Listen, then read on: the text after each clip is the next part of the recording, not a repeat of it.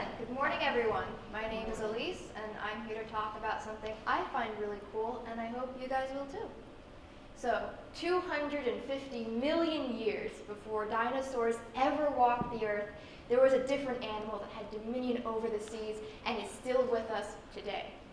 Guys, gals, and non-binary pals, I am here to talk about sharks. And us, and why we should care. Sharks are important to all walks of life, to the economy, to the environment, to culture, and they're just really fascinating in general. So let's start with a little history.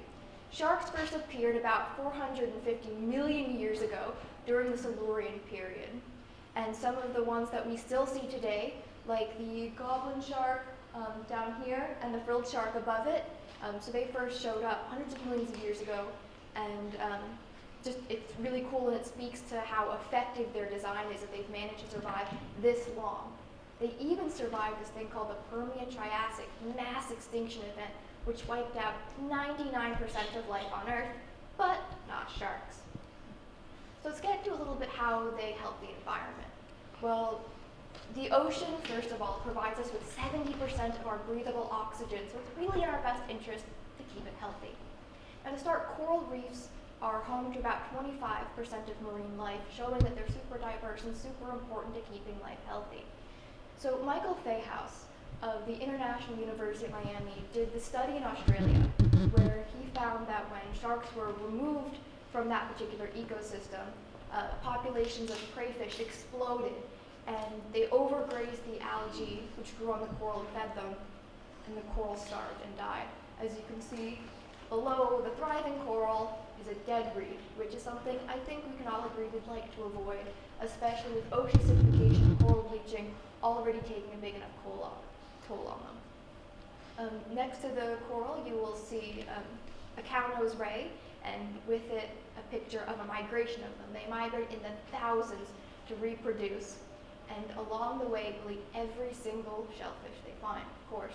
Now, shellfish help to filter the water, provide food for other marine life, and in some communities can provide food and a livelihood for local fisheries. So there are a lot of ways in which maintaining shark populations help reduce other populations, but to an extent that is healthy and helps keep the food webs in check. Now moving on to the economy. You might not think that a shark would actually be great for the economy, but it is in a lot of ways. First of all, like I just said, when you help to keep these fish populations in check, it can mean better business for certain fisheries who need a stable environment to be able to continue taking fish. Another way it's really important is because of ecotourism. Ecotourism is when you go to a specific natural environment and you spend money there, and this money goes to help those communities that might live there and to help protect the flora and fauna of that environment. Now, annually, ecotourism generates about $600 billion worldwide. Sharks are currently responsible for about 300 million of that, and are projected to make up to 600 million within the next 20 years. So they are really important, and I do urge all of you, if you ever have the chance to go somewhere where you can maybe spend time with sharks, or if you're afraid of them, which is totally valid, maybe go and support an aquarium or some other project that helps with education and conservation. Another thing that's not strictly economy related is scientific research. Sharks don't often get sick, they do, but there's still something about them that we're trying to figure out that helps them stay healthy and could maybe help us stay healthy, where it's treatments, cures, vaccines, etc., that could help us. Or by looking at their design, perhaps, be able to think of different inventions that we could use and apply to our own lives to better the human race. Sharks are also really important in certain cultures. In Polynesian culture, filial piety is a really central core value. And when someone dies, it is believed that that person then becomes Aumakua, or a family deity. And this family deity can take on a plant or an animal, but regardless of what it becomes, the family will know which one is their ancestor. And they will care for this thing, and they will especially respect any other member of this thing's species. Something that is considered a particularly great Aumakua is the shark, especially the tiger shark pictured centered above. So while in many cases, many Polynesian people do hunt and eat shark, they have a particularly nutritious liver, and their teeth can be used for jewelry or weaponry as pictured above. This is called Balei Omana, which literally translates to shark garland. But anyone who has a shark as their aumakua won't hunt or eat them, as it's considered fairly taboo. And if you respect your aumakua, if they're a shark, they might help with fishing or guide lost canoes back home. So moving on, sharks are really diverse, really cool, and people think of them as just the great white, and that's about all. Maybe sometimes you'll get a hammerhead in there, but it's still kind of a single story. So I have a couple of videos I'd like to show you that'll help to start break down a lot of the misconceptions about them. As a little context for this one, bull sharks, the most human fatalities are attributed to bull sharks, and so they get some of the worst reputations of sharks. But like any other animal, most of how they treat us is how we treat them. And in fact, they can sometimes feel threatened just by us being near them, despite them being huge. So I'd like to show you this video, short video, of divers hand feeding a shark, bull sharks. After we watch this delightful ad. One time I wish I had YouTube Red.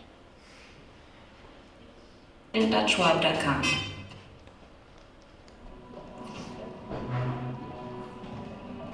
At last, the first shark makes her move. She takes the fish right from Jorge's hand. The next shark actually misses the fish and doesn't have the maneuverability to turn around and get it, so she finally gives up and goes around again. Now that the sharks have figured out that we're not a threat, I can move a little closer to Jorge for filming and the sharks won't mind.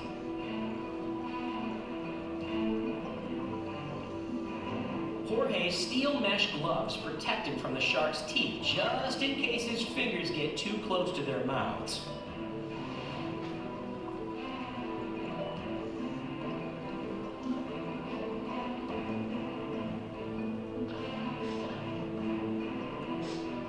The sharks have a voracious appetite. They keep eating until we're all out of fishy snacks. I can't help but notice how monstrous they are compared to a diver. Bull sharks might look like reef sharks, but they get a lot bigger.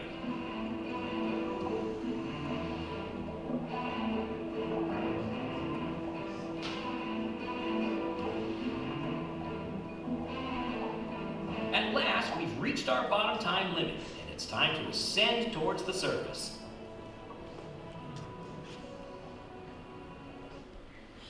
And then I just have one more that particularly combats the whole sharks are big, gray, and torpedo-shaped and have huge teeth and all of that. Here's an epaulette shark, and David Attenborough is going to tell us a little about it.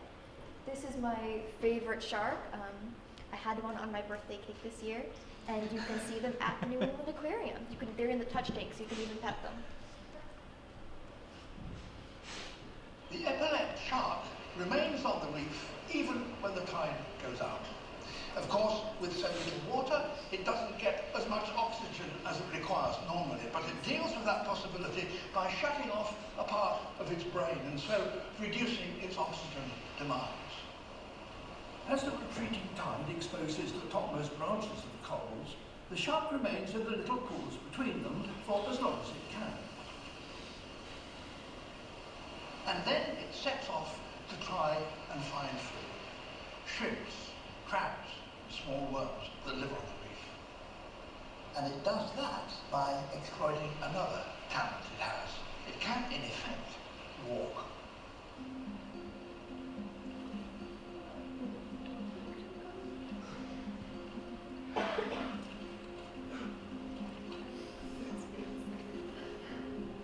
It may be slow going, but the little shark manages to make its way between the rocky pools to look for prey that may be imprisoned in them.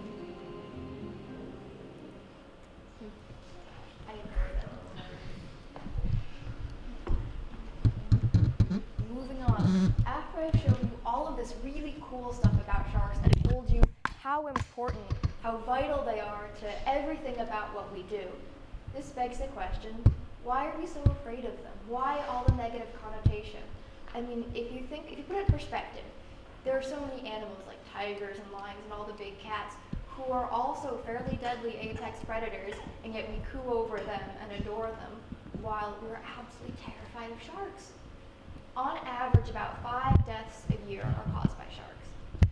Now, I do want to mention that cows kill about 22 people a year, champagne corks take the lives of 24, and falling coconuts are responsible for about 50.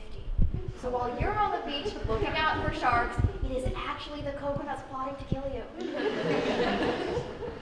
So, let's start. The year is 1916. Beachgoing is a relatively new leisure activity for Americans. Most have never seen sharks, some don't even believe they actually exist. Although the earliest aquariums opened up during the mid-1800s, they won't start to hold sharks until later on in the 1900s. So when, over the course of 2 weeks, 4 people are horribly killed off the coast of the Jersey Shore, people aren't sure what to think. Some scientists believe it to be a killer whale, others a herd of sea turtles. And one scientist even said that there was no way a shark's bite was powerful enough to scrape human flesh from bone. So when they found out a shark was responsible, our first real interaction with them was a deadly and very frightening one. So it is understandable, just a little misunderstood. Next is Peter Benchley's and subsequently Steven Spielberg's Jaws, which I think, as we all know, scared thousands of moviegoers from the beaches and created so much fear and hatred for these animals. Upon seeing the impact that it had, Peter Benchley spent the rest of his life advocating for education and conservation of sharks. Next, of course, is the ever-popular Sharknado franchise and other movies like Sand Sharks, Avalanche Sharks, Mega Shark vs. Mega Shark. The list of B-list Netflix horror movies with sharks goes on and on. And I think while we all know they're kind of a caricature of how sharks really are, it still doesn't help that they feed on and perpetuate that fear and that hatred. Next up is a wanted poster that reads, "Wanted, dead or alive." Nope, just dead. And it's about a demand for a shark cull in Australia. Every time a surfer is attacked or killed by a shark, the immediate response is a demand a cull. Recently there was one off of the French Riviera, and there's been a lot of backlash by a lot of communities I follow trying to protect the sharks and stop this kind of cull from happening. There are even a lot of surfers who have lost limbs to sharks and are still very, very vocal activists for them. So a lot of the representation, most representation we have of sharks is negative. We rarely see positive or even neutral representations of sharks. So for my project, after I finished researching, which actually took a lot more than I thought, I was a huge shark fan before I went into this, and it still took me so long to research, and I'm really glad I did because I learned so much. So for my project, I decided to make a few more neutral to positive representations of sharks.